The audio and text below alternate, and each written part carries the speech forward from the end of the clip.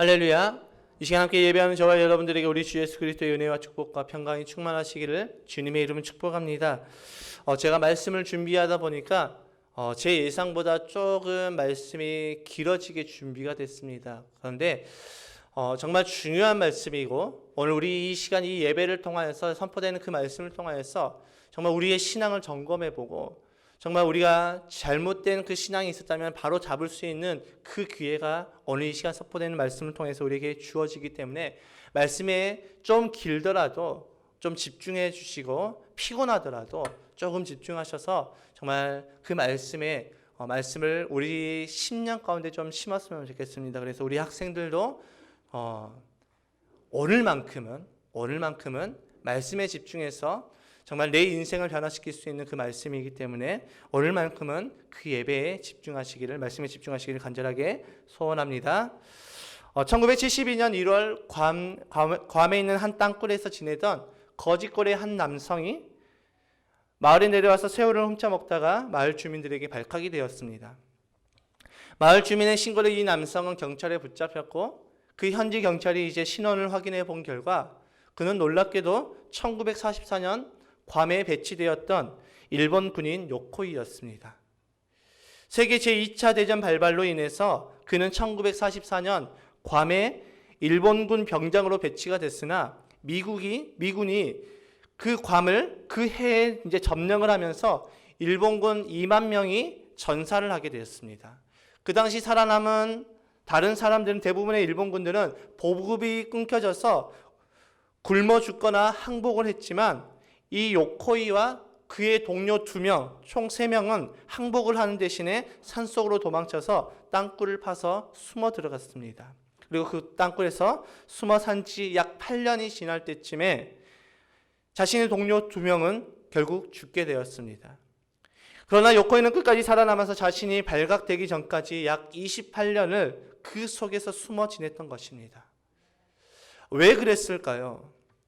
그 누구에게서도 이 전쟁이 끝났다라는 그 소식을 전해 듣지 못했기 때문입니다. 그 때문에 그는 그 땅굴 속에서 28년이라는 그 시간 동안 숨어 지내면서 늘 두려움 속에서 떨면서 살아갈 수밖에 없었습니다. 그는 너무도 오랜 기간 혼자서 지냈기 때문에 말하는 법마저 잃어버려서 말을 할 수가 없었다라고 합니다. 정말 안타까운 것은 그가 괌으로 배치됐던 해가 1944년이고 이 2차 세계대전이 끝난 해가 1945년 8월이었습니다. 그가 땅굴에 들어간 지 1년 만에 전쟁이 끝이 났음에도 불구하고 그는 땅굴 속에서 숨어서 있었다는 것입니다. 만약 그 요코이에게 전쟁이 끝났다는 그 소식을 전해준 사람이 있었다면 그는 어떻게 되었을까요? 그 전쟁이 끝났다는 그 소식은 그 요코이에게 빛이 되어서 그는 28년간 그 땅굴 속에서 두려움에 벌벌 떨면서 살지 않았을 것입니다. 여러분, 오늘은 부활주일입니다. 예루살렘에 입성하신 예수님께서 고난을 당하시다가 이제 목요일 저녁에 제자들과 함께 이제 유월절을 지키며 성만찬을 하시고 최후의 만찬을 하시고 잡히셨습니다. 그리고 예수님께서 금요일에 십자가에 못 박혀 죽으시고 3일 만에 모든 죄와 사망의 권세를 깨뜨리시고 승리하시며 부활하신 날입니다. 그 날이 오늘입니다. 그 부활의 소식이 우리에게 전해지면서 소망이 없던 우리가 소망이 생겼습니다. 그런데 이 세상에 있는 모두가 그 부활의 소식이 소망이 될까요? 그것은 아닙니다. 부활의 소식을 듣지 못한 사람들도 있고 또 들었어도 그것을 믿지 못하는 사람들이 있기 때문입니다. 하나님을 믿는 사람이든 아니든 대부분의 사람들은 예수님의 그 부활의 이야기를 다 들었습니다. 그럼에도 불구하고 그 부활을 믿지 못하는 사람들이 아주 많이 있지요. 하나님을 믿지 않은 사람들이야 원래 그 부활을 믿지 못하는 모습은 우리가 이해할 수 있습니다. 왜요? 하나님을 믿지 않기 때문입니다. 하나님을 믿지 않기 때문에 예수의 부활이 거짓이라고 생각하는 것은 어쩌면 당연한 반응일 수 있습니다. 그런데 정말 안타까운 것은 하나님을 믿어도 부활을 믿지 못하는 사람들이 많이 있다라는 것입니다. 왜일까요? 왜 우리가 하나님을 믿어도 이 부활에 대해서 우리가 믿지 못할까요? 저는 이 질문에 대해서 이렇게 생각합니다. 자신의 이성과 신념 때문에 그런 것이라고 생각해 봅니다. 물론 다른 이유일 수도 있습니다. 다른 이유 때문에 내가 부활하신 그 예수님을 믿지 못하는 경우도 있습니다. 제가 앞에 말씀드렸던 땅굴에 숨어 지냈던 그 요코이는 사실 1952년에 우연히 미군이 놔두고 간 이 전단지를 보게 되면서 전쟁이 끝났다는 그 사실을 알게 되었습니다. 그러나 그는 일본군의 그 특유의 신념인 살아서 포로가 되는 치욕을 당하지 말라라는 그 신념 때문에 그 사실을 외면했습니다. 전쟁이 끝났음이 팩트임에도 불구하고 그는 그것을 인정하려 하지 않았습니다. 그리고 그는 땅굴 속에서 28년의 세월 동안 혼자서 쓸쓸히 외롭게 두려움에 떨면서 살아갔던 것입니다. 마치 많은 그리스도인들이 내가 여기까지는 믿지만 이건 좀 아닌 것 같아 하고 선을 긋는 믿음과 같은 것입니다. 이렇게 선을 긋는 믿음의 대표적인 것이 무엇입니까? 바로 예수의 부활입니다. 십자가는 믿지만 부활을 믿지 못하는 사람들이 많이 있습니다. 왜일까요? 바로 우리의 이성과 나의 생각과 충돌이 되기 때문입니다. 내가 배웠던 정말 과학이 발전되면서 내 지식과 내 생각이 사로잡혀 있는 이 과학적으로, 의학적으로는 죽은 사람이 살아날 수 없다라고 생각하고 있기 때문입니다. 과연 우리만 그럴까요? 그것은 아닙니다. 오늘 본문은 예수님의 그 부활의 소식을 들은 사람들의 반응을 세 가지의 모습으로 나타내고 있습니다. 여러분, 예수님께서는 말씀대로 부활하셨습니다. 본문 5절의 말씀을 함께 읽어보겠습니다. 시작. 여자들이 두려워 얼굴을 땅에 대니 두 사람이 이르되 어찌하여 살아있는 자를 죽은 자 가운데서 찾느냐. 분명 예수님께서는 십자가에 3일 전에 못 박혀 죽으셨는데 그 시체가 온데간데 없고 찬란한 옷을 입은 두 사람이 앉아 있어서 그들이 이제 여자들을 향하여서 어찌하여 살아있는 사람을 죽은 자 가운데서 찾고 있느냐라고 묻고 있습니다. 여러분, 예수님의 부활이 갑작스럽게 일어났을까요? 그것은 아닙니다. 모든 것이 하나님의 그 뜻과 계획과 섭리 가운데 일어난 것이 예수님의 부활이셨습니다. 창세기 3장 15절의 말씀 함께 읽어볼까요? 시작.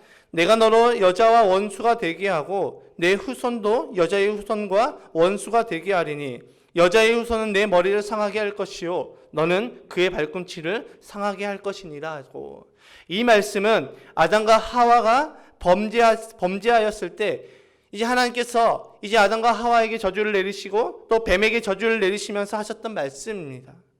여기서 나오는 이 여자의 후손은 예수 그리스도의 예표이지요. 이 예수님께서 사단의 모든 권세를 깨뜨리시고 승리하실 것에 대한 예언의 말씀입니다. 또 예수님께서도 공생의 기간 중에 제자들에게 자신이 죽었다가 살아났을 것을 몇 수차례 말씀하셨습니다. 마가복음 9장 9절에서 10절입니다. 시작. 경고하시되 인자가 죽은 자 가운데서 살아날 때까지는 본 것을 아무에게도 이르지 말라 하시니 그들이 이 말씀을 마음에 두며 서로 문의하되 죽은 자 가운데서 살아나는 것이 무엇일까 하고. 아멘. 이 말씀은 변화산에서 이제 변화되었던, 예수님께서 그 찬란하게 변화되었던 그 모습들을 봤던 이 베드로와 야고보와 또 요한이 내려오면서 이제 예수님께서 그들에게 말씀하십니다. 야, 너희가 산에서 봤던 그 모습들을 내가 죽고 나서 다시 부활할 때까지 말하지 말라라고 이야기하십니다.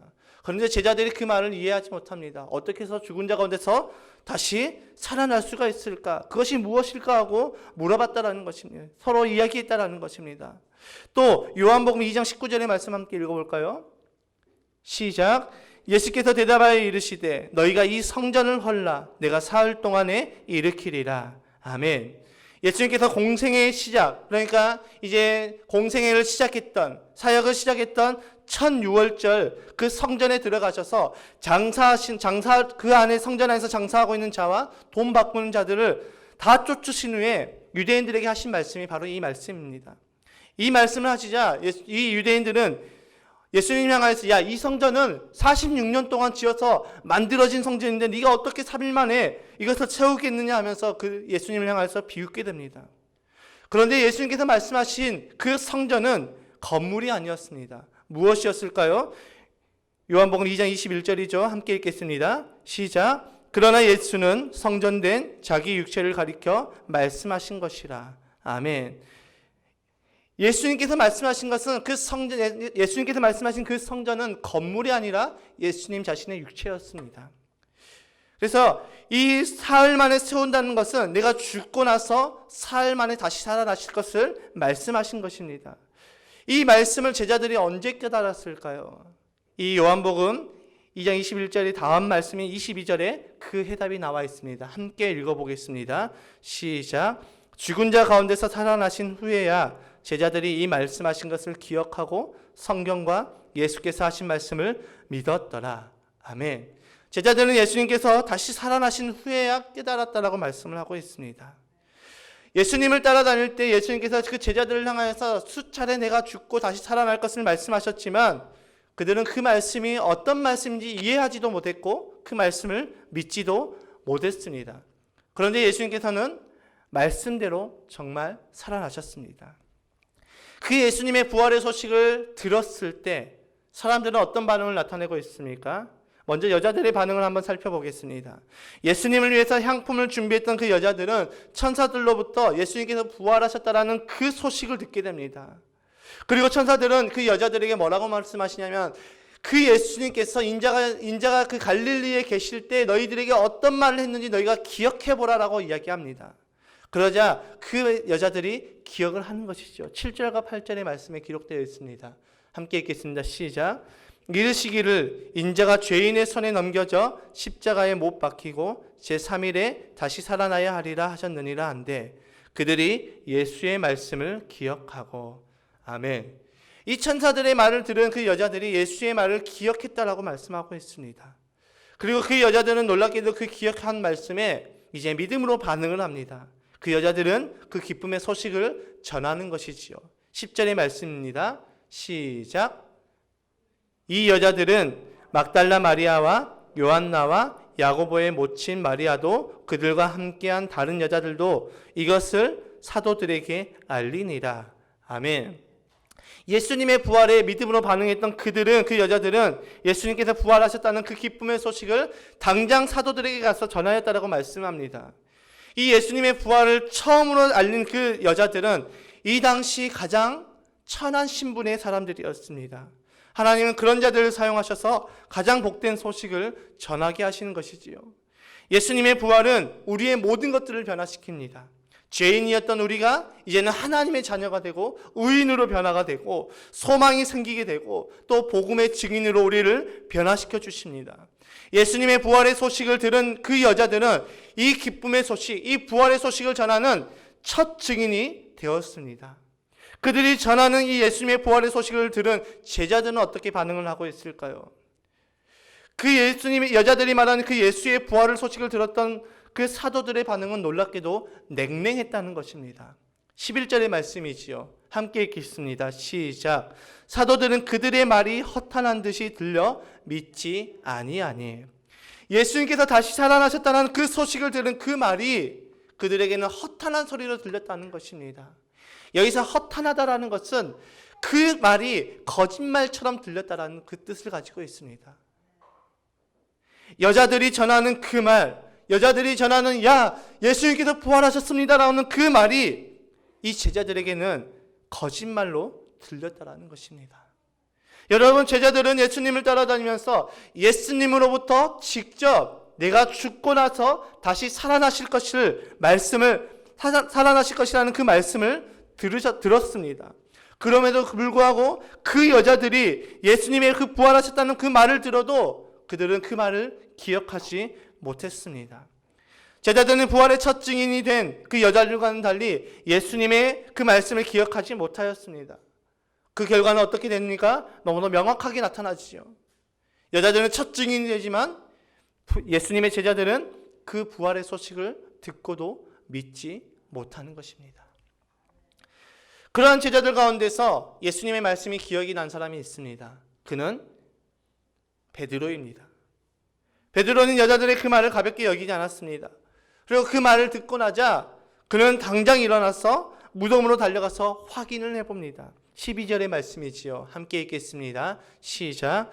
베드로는 일어나 무덤에 달려가서 구부려 들여다보니 세마포만 보이는지라 그 된 일을 놀랍게 여기며 집으로 돌아가니라. 베드로는 직접 가서 자신의 눈으로 확인을 해봅니다. 이것은 베드로의 성격이기도 하죠. 그리고 무덤 안에 있는 그 세마포를 보고 예수님의 부활에 놀랐다고 이야기를 합니다. 그런데 더 놀라운 것은 그는 예수님의 부활에 놀랐지만 아무것도 하지 않고 집으로 돌아갔다는 사실입니다. 여러분, 오늘 이 시간 부활의 소식을 듣는 우리의 반응은 어떠십니까? 해년마다 매년 4월달이 되면 우리는 부활주일 예배를 드리기 때문에 해년마다 드리는 부활주일이라서 혹시 아무런 감동도 없이 아무런 감격도 없이 이 자리에 앉아있는 것은 아닙니까? 우리는 어떤 모습으로 예수님의 그 부활을 대하고 있습니까? 예수님의 부활은 승리하심입니다. 인간의 모든 죄의 문제를 해결하시고 사망의 권세를 깨뜨리시고 완전하게 깨뜨리신 그 창세기 3장 15절의 말씀에 기록된 것처럼 이 원시복음, 최초에 우리에게 하나님께서 이 복음을 말씀하셨던 그 3장 15절의 말씀에 기록된 것처럼 여자의 후손인 예수 그리스도가 사단의 머리를 깨뜨리시고 승리하신 사건이 이 부활의 사건입니다. 이 승리의 소식 앞에 우리는 어떤 반응을 하고 있습니까? 제자들처럼 믿지 못하고 있는 것은 아닙니까? 아니면 베드로처럼 빈 무덤을 확인하고도 아무것도 하지 않고 그저 놀란 채로 돌아가고 있지는 않습니까? 예수님의 부활의 소식을 가장 처음 들었던 그 당시 가장 천한 신분이었던 여자들은 그 승리의 소식을 전하였습니다. 그들은 어떻게 부활의 첫 증인이 될 수 있었을까요? 예수님의 말씀이 기억이 났고 생각이 났고 그 말씀에 대해 믿음으로 반응하였기 때문입니다. 여러분, 우리는 어떠합니까? 부활하신 예수님을 믿으십니까? 우리도 어쩌면 제자들과 같이 하나님의 약속의 말씀을 기억하지 못하여서 이미 하나님의 그 약속의 말씀이 이루어졌음에도 불구하고 이미 하나님께서 우리 인생에 승리하게 하셨음에도 불구하고 이미 우리의 죄와 사망의 모든 권세가 다 깨졌음에도 불구하고 우리가 이것을 믿지 못하고 여전히 두려움 속에 살아가고 있지는 않습니까? 로마서를 통해서 사도 바울은 우리에게 이렇게 말을 합니다. 우리의 믿음은 들음에서 나며 그 들음은 예수 그리스도의 말씀이라고 말씀합니다. 여러분, 지금 나의 귀에, 우리의 귀에 어떤 소리가 들려오고 있습니까? 지금 내 귀에 세상의 소리가 들립니까? 그래서 그 세상의 소리 때문에 성경이 말하는 그 부활을 믿지 못하고 있는 것은 아니십니까? 나의 이성과 나의 생각과의 그 충돌이 일어나서 내가 이 자리에는 나와 해서 앉아있지만 부활은 거짓말이야. 어떻게 죽은 사람이 살아날 수 있겠어 하고 그 부활을 부인하고 있지는 않으십니까?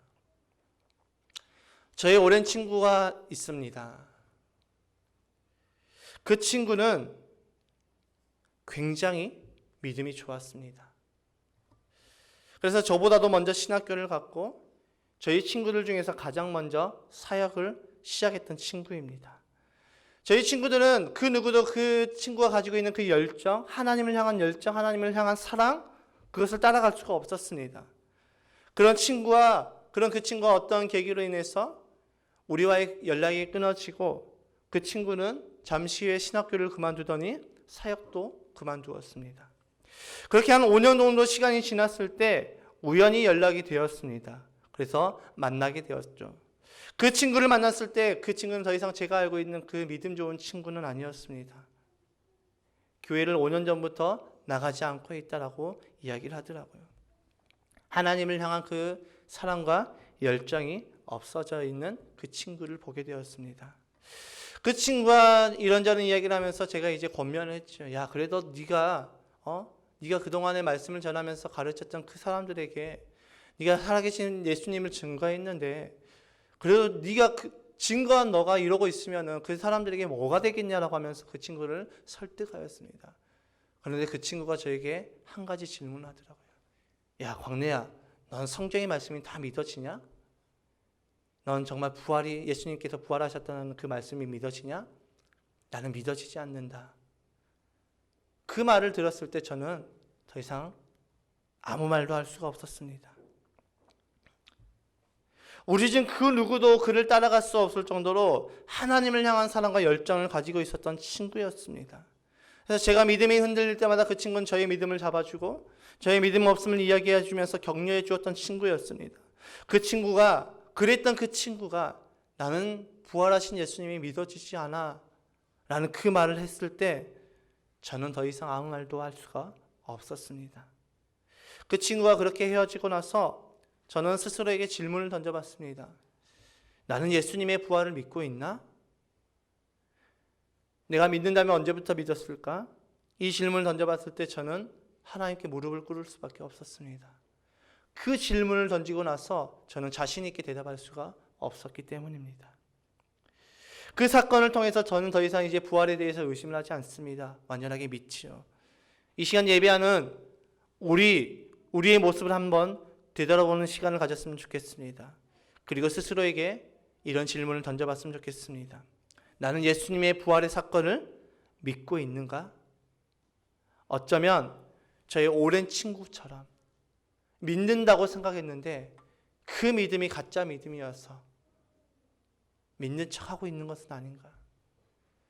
하나님을 향한 그 사랑과 열정이 그 누구보다 뛰어났던 그 친구의 믿음이 없었기 때문에, 부활하신 예수님을 믿지 못하였기 때문에 그 친구는 실족하여져서 지금도 교회를 다니지 않고 무신론자가 되어서 살아가는 그 친구를 바라보고 있습니다.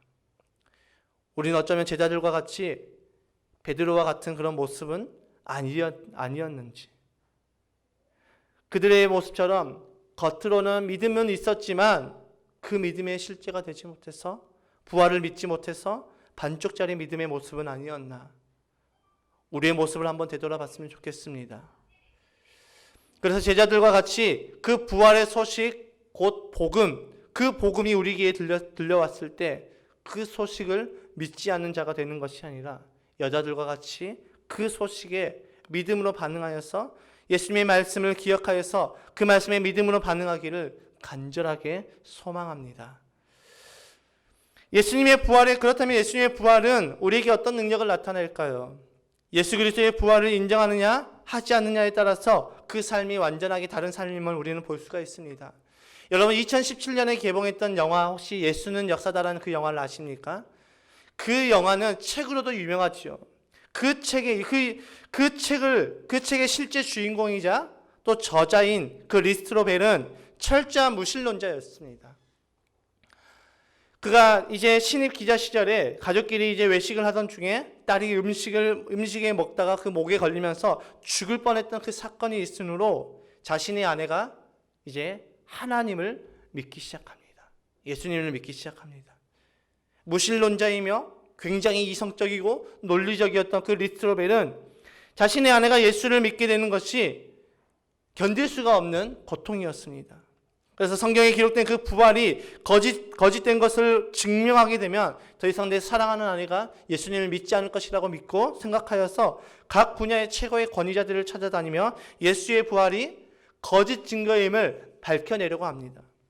그런데 그 부활의 사건을 파면 팔수록 놀랍게도 예수의 부활이 거짓이 아니고 사실임이 드러나게 됩니다. 예수님의 부활을 목격한 그 500여 명의 그 제자들이 최면에 걸려서, 어쩌면 이 사람들이 최면에 걸려서 예수님께서 부활하시지 않았는데 부활했다라고 뻥치는 걸까요? 거짓말하는 걸까요? 라고 생각하여서 그는 심리학자의 최고의 권위자를 찾아갑니다. 근데 그 심리학자가 그에게 뭐라고 이야기를 하냐면, 이 500명이 최면에 걸려서 똑같은 것을, 예수님의 부활을 똑같이 한 명도 틀림없이 그것을 증거하는 것이, 그것을 증거를 할 가능성이 죽은 자가 부활할 확률보다 지극히 낮다라고 이야기를 합니다. 그러니까 500명이 체면에 걸려서 예수님의 그 부활하심을 증거할 수 있는 그 확률이 예수님께서 부활하실 확률보다 훨씬 더 낮다라고 이야기를 하는 것이죠. 그래서 그는 다시 한번 생각합니다. 예수님이 사실 죽지 않았는데 십자가에 거의 죽기 직전에 이제 내려와서 이제 누군가가 살렸을 것이야 라고 생각을 해서 이제 그는 의학계의 최고의 권위자를 찾아갑니다. 그 의학계의 최고의 권위자가 이제 뭐라고 이야기하냐면, 역사적 자료를 통해서 예수는 십자가에서 확실히 죽었음을 증명하게 됩니다. 그가 거짓 증거를 찾고 또 찾았지만 결국 그는 예수의 부활을 인정하게 되는 것입니다. 굉장히 이성적이고 논리적이었던, 심지어 그의 직업은 팩트만을 전하는 기자였습니다. 그런 그가 예수의 부활을 인정하고 항복을 하게 됩니다. 왜일까요? 자신이 찾았던 그 모든 자료가 예수의 부활을 역사적 사실이었음을 증거하고 있기 때문입니다. 그리고 그는 그 예수를 믿고, 부활하신 예수님을 믿고 이제 목사가 되어서 복음을 증거하는 복음의 증인이 되었습니다. 이렇듯 부활하신 예수님을 만나게 되면 그 삶은 새로운 삶으로 변하게 될 수밖에 없습니다. 처음 부활을 믿지 않았던 제자들도 부활하신 예수님을 만나게 되었고, 그 예수님을 믿고 나서 어떻게 변했을까요? 예수님의 그 부활을 믿지 않았던 제자들에게 이제 예수님께서는 친히 찾아오시죠. 그리고 부활하신 예수님을 만나게 된 제자들의 삶이 어떻게 변화했는지 사도행전 5장 41절과 42절의 말씀에 기록되어 있습니다. 함께 읽겠습니다. 시작. 사도들은 그 이름을 위하여 능력받는 일에 합당한 자로 여기심을 기뻐하면서 공회 앞을 떠나니라. 그들이 날마다 성전에 있든지 집에 있든지 예수는 그리스도라 가르치기와 전도하기를 그치지 아니하니라. 아멘. 여기서 말하는 사도는 예수님의 제자들이지요. 그 제자들이 처음에는 예수님의 그 부활의 소식을 듣고도 믿지 못하였지만 부활하신 예수님을 만나고 부활하신 예수님을 믿게 되자 그들의 삶이 어떻게 변화했습니까? 예수로 인하여서 내가 능력받는 것을 기뻐했다라고 이야기하면서 그들이 있는 곳에서 어디에 있든지 무엇을 하든지 성전에 있든지 날마다 집에 있든지 예수는 그리스도라고 증거하며 가르치기와 전도하기를 그치지 아니했다라고 말을 합니다. 여러분, 실로 놀라운 변화 아닙니까? 예수님의 그 부활을 거짓말처럼 여겼던 그 제자들이 이렇게 변하였습니다. 부활하신 예수님을 만남으로 변하였습니다. 그들만 변했을까요? 아닙니다. 예수님의 동생들도 있습니다. 요한복음 7장 3절에서 5절의 말씀을 함께 읽겠습니다. 시작. 그 형제들이 예수께 이르되 당신이 행하는 일을 제자들도 보기에 여기를 떠나 유대로 가소서. 스스로 나타나기를 구하면서 묻혀서 일하는 사람이 없나니 이 일을 행하려 하거든 자신을 세상에 나타내소서 하니 이는 그 형제들까지도 예수를 믿지 아니함이로라. 예수님의 동생들이었던 이 야고보와 유다는 이 형을 향해서 형 그렇게 유명해지고 싶으면 차라리 사람 없는 이 시골에 있지 말고 사람 많은 유대로 가서 형의 그 유명세를 떨쳐라고 이야기하면서 그 형을 조롱하고 있는 것입니다. 그런 그들이 부활하신 예수님을 만나게 되었을 때 어떻게 변하였습니까? 야고보서와 유다서를 기록한 사도들이 되었지요. 그들의 삶 또한 예수님을 증거하는 복음의 증인으로 변화가 되었습니다. 사도 바울은 어떻습니까? 그는 예수를 믿는 사람들을 핍박하기 위해서 그는 이 다메섹으로 돌아가고 있는 그 상황 가운데서 예수님을 만나게 됩니다. 그 예수님을 만나고 나서 그의 삶은 완전하게 변하게 되어서 이제 위대한 복음의 전도자가 되죠. 이렇듯 부활의 예수님을 만나게 되면 그 삶이 이제는 복음의 증인으로 바뀔 수밖에 없습니다. 그렇다면 부활의 소식을 이 시간 들은 우리는 이제 어떻게 해야 될까요? 여러분, 우리는 지금 어떻게 살아가고 있습니까? 부활의 예수님을 믿고 증인된 삶을 살아가고 있습니까? 어떤 사람들은 이렇게 말할 수도 있습니다. 아니 목사님, 그래도 그 제자들은 예수님을 직접 만났잖아요. 예수님을 직접 만났으니까, 부활하신 예수님을 만났으니까 그 예수님을 믿을 수밖에 없지요. 이렇게 말할 수도 있습니다. 네, 그렇습니다. 그렇게 말한다면 사도 바울을 한번 생각해 볼까요? 사도 바울은 예수님의 살아생전에 만나보지 못한 자였습니다. 살아계신 예수님을 만나지도 못했고 부활하신 예수님도 만나지도 못했습니다. 그런 그가 예수님을 만나게 되었을 때 그의 삶의 모든 영역이 변하였습니다. 예수 믿는 자를 핍박한 자에서 이제는 예수를 증거한 자로 변하였습니다. 예수님의 그 부활의 소식을 끝까지 믿지 못했던 사람도 있지요. 제자들 중에 도마죠. 그 도마는 예수님께서 부활하시고 제자들을 찾아갔을 때 그 자리에 없었습니다. 그래서 제자들이 이제 도마에게 찾아와서 야, 예수님 정말 살아계셨어. 야, 우리가 들었던 그 예수님의 그 부활이 정말 이루어졌어라고 이야기할 때 도마는 뭐라고 이야기합니까? 나는 그 예수님을 내가 직접 보고 그 창이 찔린 자국에 내 손을 넣어보기 전까지 난 믿을 수 없다라고 이야기를 합니다. 그래서 예수님께서 그 도마를 찾아오시죠. 그리고 이제 그 찔린 자국에 너의 손을 넣어보라고 합니다. 그때 이 도마가 예수님을 인정하지요. 주는 그리스도이십니다. 나의 하나님이십니다라고 인정하게 됩니다. 그때 예수님께서 이 도마에게 뭐라고 이야기하시는지 아십니까? 요한복음 20장 29절의 말씀입니다. 시작. 예수께서 이르시되 너는 나를 본고로 믿느냐? 보지 못하고 믿는 자들은 복되도다 하시니라. 아멘. 여러분, 우리는 예수님의 그 부활하심을 직접 보지 못하였습니다. 부활하신 예수님을 직접 만나지 못하였습니다. 그런데 예수님께서 우리에게 뭐라고 말씀하시냐면 보지 못하고 믿는 자들이 복되도다라고 말씀하고 있습니다. 그런 맥락에서 볼 때 우리가 얼마나 복된 사람입니까? 우리가 얼마나 복된 존재들입니까? 우리는 모두가 예수님을 보지 못하고 믿는 자들입니다.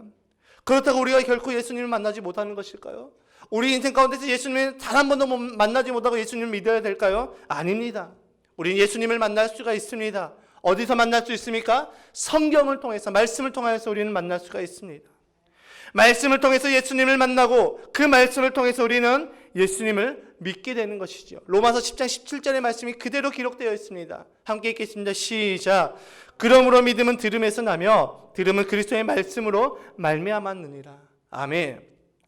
말씀을 통해 우리가 믿음으로 무장되고 그 말씀을 통해 우리의 삶의 변화가 되는 것입니다. 예수님의 부활의 소식을 가장 처음 들었던 첫 증인이었던 그 여자들이 예수님의 말씀을 기억하여서 부활을 믿고 증인이 됩니다. 예수님의 말씀, 곧 성경의 말씀을 통해 우리도 부활을 믿고 부활하신 예수님을 만나서 우리의 삶이 이제는 복음의 증인으로 변화되어야 되는 것입니다. 그런데 중요한 것은 우리가 변화를 두려워한다는 것입니다. 부활하신 예수님을 만나기를 두려워합니다. 왜일까요? 내가 변할까 봐. 그렇습니다. 변화되기 전에는 그 삶이 좋은 것을, 변화된 삶이 좋은 것을 우리는 알 수가 없습니다. 변화되기 전에는 이전의 삶이 좋다라고 착각하게 됩니다. 그러나 변화를 맛본 사람은, 은혜를 맛본 사람은 이제 절대 이전의 삶이 좋다라고 이야기하지 않습니다. 제가 아침에 일어나면 이제 유엘이와 라일이를 데리고 함께 샤워를 하려고 이제 얘들아 씻자라고 하면 그 아이들이 뭐라고 하는지 아십니까? 왜 맨날 나는 씻어야 되냐고 물어봅니다. 아빠 왜 맨날 씻어야 되냐고 물어봅니다. 그래서 제가 그래도 유엘이와 라일을 설득해서 이제 씻으러 들어갑니다. 그래서 씻고 나서 몸을 닦아줄 때 제가 다시 한번 물어봅니다. 야, 씻으니까 기분 좋아 안 좋아? 기분 좋다라고 이야기합니다. 내일 또 씻자? 그러면 내일 또 같이 씻자라고 이야기합니다. 그리고 이제 하루를 보내고 저녁이 되고 잠을 자고 아침에 딱 일어나면 얘들아 씻자 그러면 똑같은 이야기를 합니다. 왜 나는 맨날 씻어야 되냐고 이야기를 합니다. 그런데 저는 그 모습을 보면서 저의 모습을 보게 되었습니다. 여러분, 예수님의 부활은 나를 변화시켜 주셔서 또 은혜의 사람으로 바꿔주십니다. 그리고 사명의 사람으로 바꿔주시죠. 그래서 은혜를 받으면 이제는 옛 사람으로 돌아가고 싶지가 않습니다. 그런데 문제는 우리가 죄인이기 때문에 그 은혜를 날마다 망각하고 잊어버린다는 것입니다. 마치 저희 아들들이 오늘 씻고 기분이 좋아서 내일 또 씻을게요 이야기하다가 내일이 되면 왜 또 씻어야 되냐고 이야기하는 것처럼 우리는 날마다 하나님 이제 내가 주님을 위해서 살겠습니다라고 고백하면서 내일이 되면 우리는 또다시 옛 삶에 사로잡혀서 살아가고 있다는 것입니다. 우리가 예수 그리스도의 부활이 믿어지고 또 그 부활로 인해 새롭게 되어 사명을 감당하는 사람이 되기 위해서는 우리에게 주어진 그 은혜를 잊어버리면 안 됩니다. 우리가 그 은혜를 잊어버리지 않기 위해서 우리는 어떻게 해야 될까요? 거룩한 삶을 살아가야 됩니다. 사도 바울의 말을 빌려서 이야기하면 우리의 거룩한 삶은 우리의 행위가 아니라고 말합니다. 우리의 거룩함은 말씀과 기도라고 말씀합니다. 말씀과 기도를 통하여서 부활하신 예수님을 만나고 믿음으로 우리는 그 은혜를 망각하지 않게 되는 것입니다. 그리고 그 은혜를 전하는 자가 되는 것입니다. 오늘 이 시간 예배하는 우리 가운데 아직도 내가 부활하신 예수님을 만나기가 두려우신 분은 그 두려운 마음을, 사단이 속이는 그 두려운 마음을 이제 내려놓으시기 바랍니다. 정말 아침에 일어나서 그 지저분한 몸을 깨끗하게 씻을 때 우리 몸이 좋은 것처럼 내가 씻으러 들어가기 전까지는 씻을까 말까 두렵고 걱정도 되고 자꾸 이렇게 왔다 갔다 하지만 씻고 나면 정말 씻고 나니까 내가 너무 좋구나라고 이야기하는 것과 같이 우리가 예수님을 만나고 우리가 변화가 되면 오히려 이전의 삶보다 더 비교할 수 없는 더 큰 기쁨과 즐거움과 또 우리에게 말할 수 없는 그 은혜가 우리에게 있다라는 것입니다. 그 주님 앞에 나의 생각과 나의 이상을 내려놓고 주님께로 나아가는 저와 여러분들이 되시길 주님의 이름으로 축복합니다. 결론입니다. 말씀이 좀 길었지요. 이제 결론입니다. 조금만 참으시기 바랍니다. 여러분, 부활의 사건을 우리의 이성과 생각으로 믿는 것은 절대적으로 불가능합니다. 오직 성령님이 아니시면 우리는 부활하신 예수님을 만날 수도 또 믿을 수도 없습니다. 제자들이 부활하신 예수님을 만나고 오순절 성령 강림으로 인해서 그들은 완전히 새 사람이 되었습니다. 반쪽짜리 신앙으로는 우리를 변화시킬 수가 없습니다. 여러분, 반쪽짜리 신앙으로는 우리를 구원의 길로 인도할 수가 없습니다. 십자가만 있고 부활이 없는 신앙으로는 우리를 구원의 길로 인도할 수가 없다는 것입니다. 2020년 오늘 부활주의를 맞이해서 우리의 믿음을 점검해 보는 시간이 되었으면 좋겠습니다. 나는 정말 예수 그리스도의 부활을 믿는 사람인가? 아니면 나의 신념과 나의 이성 때문에 부활을 믿지 않으면서도 믿는 척하고 이곳에 있는 사람인가? 스스로에게 질문을 던져봤으면 좋겠습니다.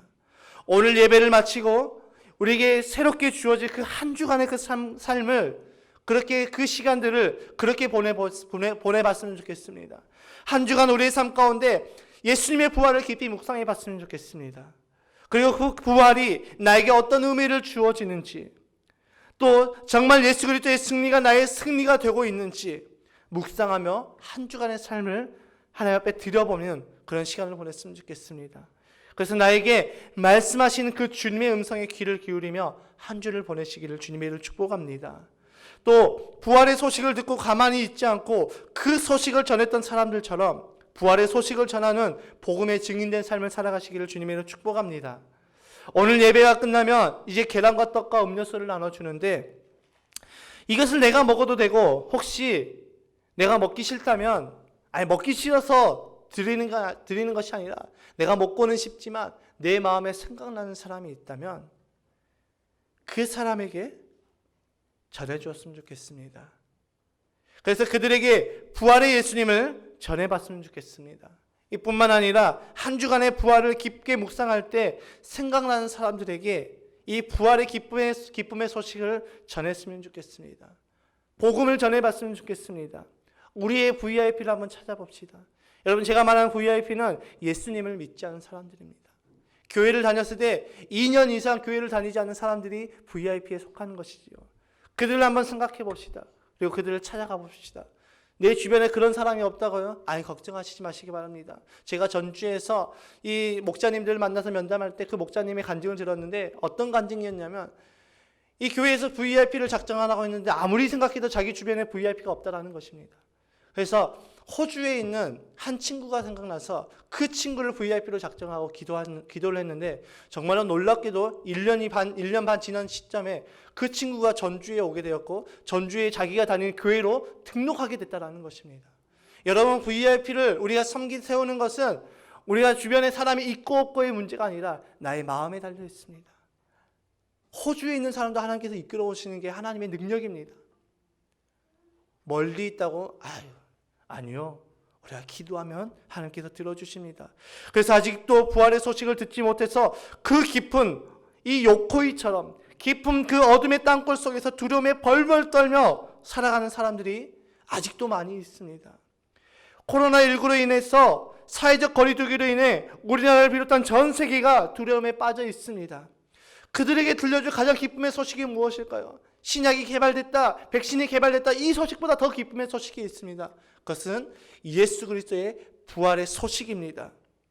그 부활의 소식을 우리가 그들에게 전하여서 그들의 기쁨의 어둠의 땅굴 속에서 두려움에 떨고 있는 그들을 이제 구해내 봅시다.